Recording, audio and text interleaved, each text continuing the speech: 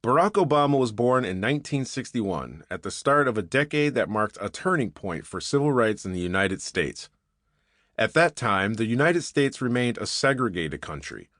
Prejudice against African Americans was widespread. In some states, black people could not use certain hotels and restaurants, and black children had to attend separate schools. Black adults were not allowed to hold many professional jobs.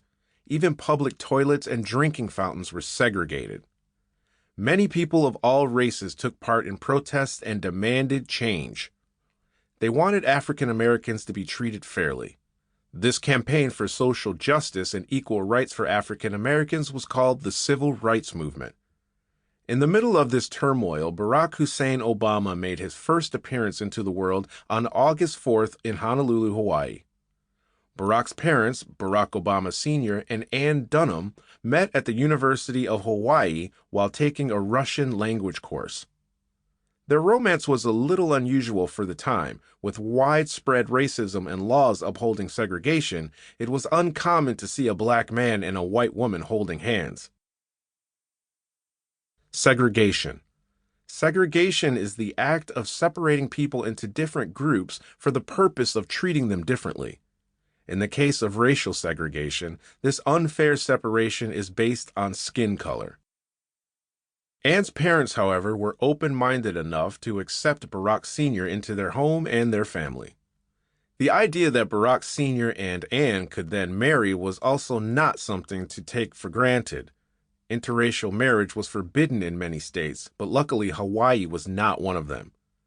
When baby Barack, or Barry as he was called, was 2, his father received an offer for graduate work at Harvard University in Cambridge, Massachusetts. This was exciting news for Barack Sr., who was eager to continue his education.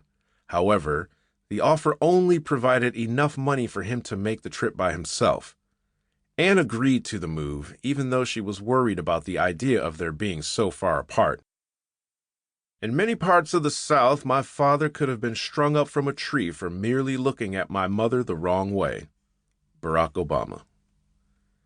So Anne and Barry stayed in Honolulu with her parents, but as she had predicted, the 8,000-kilometer or 5,000-mile distance made things difficult. 2 years after Barack Sr. moved to Cambridge, the couple broke up and decided to get a divorce. Young Barry was not too negatively affected by the split, though, and continued to have a happy childhood. His mother and grandmother took care of him, and he spent his days playing outside in the park or going to the beach. Years later, Barack described how he could still retrace the first steps I took as a child and be stunned by the beauty of the islands, the trembling blue plain of the Pacific, the moss-covered cliffs, the North Shore's thunderous waves crumbling as if in a slow-motion reel, the shadows off Polly's peaks, the sultry, scented air. Before long, Barry was introduced to a new man in his mother's life. This was Lolo Sotero, a visiting student from Indonesia. Barry enjoyed spending time with Lolo. When his mother told him that she and Lolo were going to get married, Barry didn't mind at all. And in 1966, when Lolo learned that he had to return home, Anne made plans for her and Barry to follow him.